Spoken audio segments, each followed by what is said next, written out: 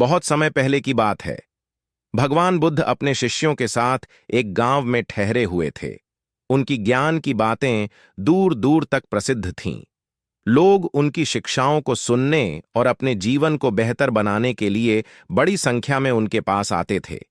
बुद्ध न केवल लोगों को सही मार्ग दिखाते थे, बल्कि उनकी समस्याओं का समाधान भी बहुत सहजता से करते थे। उस गांव में एक व्यक्ति था जो बुद्ध और उनके विचारों से बहुत चिढ़ता था।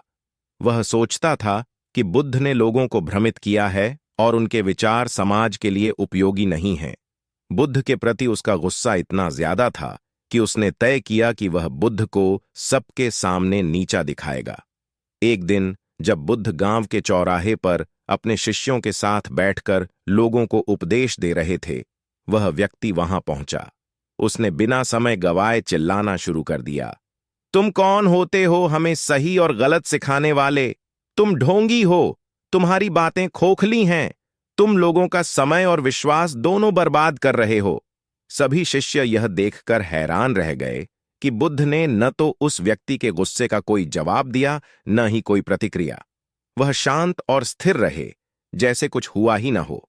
बुद्ध के इस शांत रवैये ने उस व्यक्ति को और भी अधिक गुस्सा दिला दिया। उसने और जोर से चिल्लाना शुरू किया और बुद्ध को अपमानित करने की पूरी कोशिश की। कुछ समय बाद जब वह थक गया और चुप हो गया, तो बुद्ध ने बड़ी ही शांति से पूछा, भाई, क्या मैं तुमसे एक प्रश्न पूछ सकता हूं? वह व्यक्ति, जो अब भी गुस्से में था, बोला, क्या है?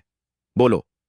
बुद्ध ने कहा, यदि कोई तुम्हें एक उपहार दे और तुम उसे लेने से मना कर दो, तो वह उपहार किसके पास रहेगा? व्यक्ति ने उत्तर दिया, यह तो साफ है, अगर मैं उपहार नहीं लूंगा तो वह उपहार उसी के पास रहेगा जिसने दिया है। बुद्ध मुस्कुराए और बोले, ठीक इसी तरह तुमने मुझे अपशब्द और अपमान दिए, लेकिन मैंने उन्हें स्वीकार नहीं किया। अब ये सब तुम्हारे पास ही रह गए हैं। यह सुनकर वहां खड़े सभी लोग अवाक रह गए। उस व्यक्ति का गुस्सा धीरे धीरे शांत होने लगा। उसने महसूस किया कि उसने अपने समय और ऊर्जा को नफरत में व्यर्थ गंवा दिया। बुद्ध ने फिर कहा, मनुष्य अपने क्रोध और नकारात्मकता का बोझ खुद ही ढोता है। यदि हम इसे दूसरों पर थोपने की कोशिश करते हैं, लेकिन वे इसे स्वीकार नहीं करते, तो यह बोझ हमारे पास ही रह जाता है। बुद्ध ने आगे कहा, क्रोध, नफरत और अपमान जहर के समान हैं। जो व्यक्ति इन्हें अपने भीतर रखता है, वह स्वयं को ही हानि पहुंचाता है। लेकिन करुणा, प्रेम और शांति यह जीवन को संवारते हैं। हमें अपने जीवन को सकारात्मकता से भरना चाहिए और दूसरों को भी सच्चाई और प्रेम का रास्ता दिखाना चाहिए। उस व्यक्ति ने बुद्ध की बातों को ध्यान से सुना। उसकी आंखों से आंसू बहने लगे। उसने अपने घुटनों पर बैठकर बुद्ध से क्षमा मांगी। बुद्ध ने मुस्कुराते हुए उसे क्षमा कर दिया और कहा, क्रोध का त्याग कर दो और शांति को अपने जीवन में स्थान दो। यही जीवन का सच्चा मार्ग है। यह कहानी हमें सिखाती है कि क्रोध और नफरत का उत्तर शांति और करुणा से देना चाहिए। दूसरों की नकारात्मकता को अपने मन में जगह न दें।